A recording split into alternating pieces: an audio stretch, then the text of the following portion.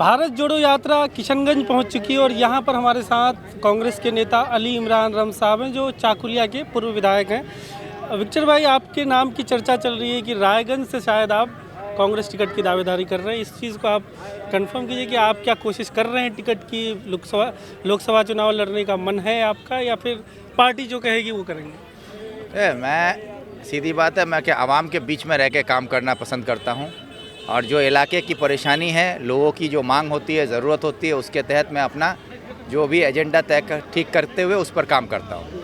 अब लोगों की मोहब्बत है कि लोग ये चाह रहे हैं कि मैं उनका उम्मीदवार बनकर आगे आऊँ, तो ये लोगों की मांग है। पार्टी इस पर गौर करेगी, जो भी पार्टी का फैसला होगा मैं पार्टी के साथ हूँ। तो सारे जो लोकसभा है, रायगंज लोकसभा के अंदर जो विधानसभा क्षेत्र है, सबका दौरा कर रहे हैं, आप तैयारी चल रही है? नहीं, मैं तो अपने तौर पर जहाँ भी ज़रूरत होती है, कोई भी मसला आता है, तो उसमें मैं as a public representative party के नेता के तौर पर मेरी जिम्मेदारी जो बनती है उसको मैं निभाने के लिए हर जगह पहुँचने की कोशिश करता हूँ। जाकर मुझसे जो भी बन पाता है वो करता हूँ मैं। अब रहा सवाल कि ये जो है 7 विधानसभा रायगंज लोकसभा में आता है, तो पहले से मैं 7 विधानसभा ही नहीं बल्कि बाकी जो 2 विधानसभा हैं, चोपड़ा और इटाहार, मैं हर जगह जाता था। पूरे उत्तर दिनाजपुर में मेरी जो भी पॉलिटिकल प्रोग्राम्स रहे हैं वो मैं करता था। कहीं भी कोई मसला हुआ उसमें मैं लोगों के साथ खड़ा रहने की कोशिश करता हूँ। तो अब ये लोगों में एक चर्चा है कि लोकसभा के लिए लोग मांग कर रहे हैं कि एक अपने इलाके का एक उम्मीदवार हम लोगों को मिले। अब इस पर पार्टी फैसला करेगी, जो भी पार्टी का फैसला होगा उसको हम लोग सब तस्लीम करेंगे। टीएमसी और लेफ्ट से गठबंधन लग रहा है, इस इलाके में मुमकिन हो पाएगा? नहीं, टीएमसी के साथ गठबंधन की कोई बात नहीं है, क्योंकि ममता बनर्जी जो है इंडिया जोट में वो बीजेपी के इशारे में ही इसमें शामिल हुई थी। उनका मकसद ही था कि इंडिया जोट को तोड़ना है और वो अपने काम को अंजाम दे चुकी हैं। बंगाल में कुछ दिन पहले उन्होंने ये साफ कर दिया कि अब हम 42 सीटों पर अकेले लड़ेंगे। और ये जो है बंगाल में ममता और दिल्ली में मोदी, ये दोनों एक ही सिक्के के 2 पहलू हैं। और ममता बनर्जी जो काम बंगाल में आरएसएस नहीं कर सकती है, ममता बनर्जी आरएसएस की एजेंट बन के वही काम बंगाल में करती है।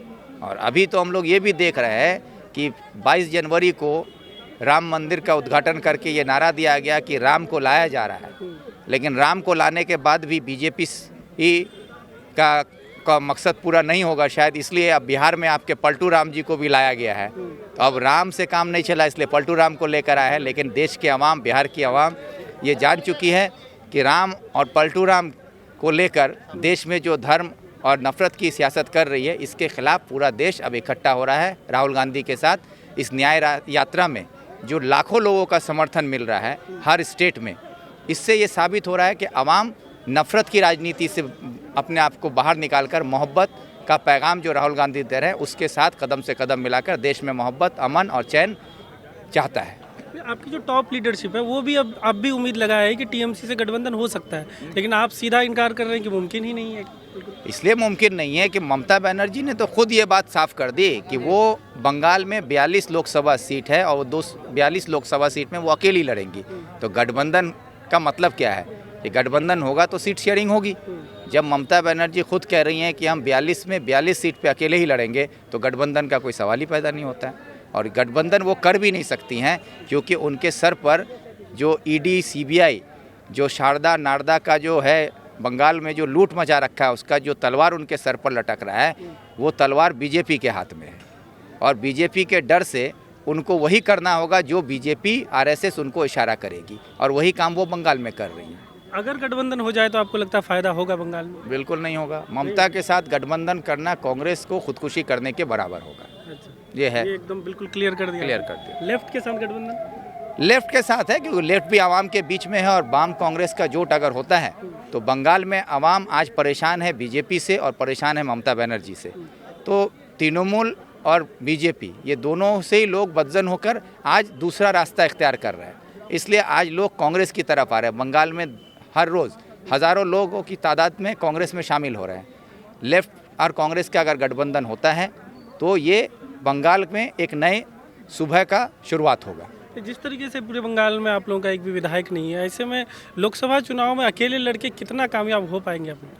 देखिए, चुनाव में लड़कर हमारे पास क्या होगा, ये विधानसभा में कितनी सीटें हैं उससे कोई फ़र्क नहीं पड़ता है।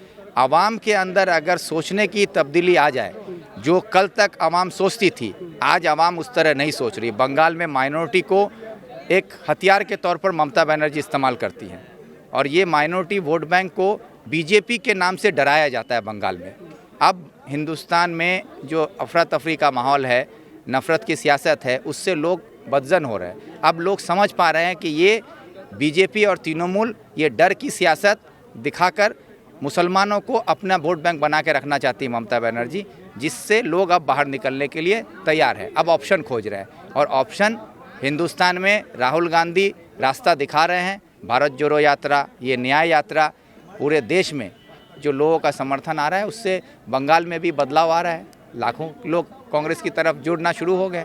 हर दिन हज़ारों की तादाद में लोग शामिल हो रहे हैं, जिससे टीएमसी घबरा रही है।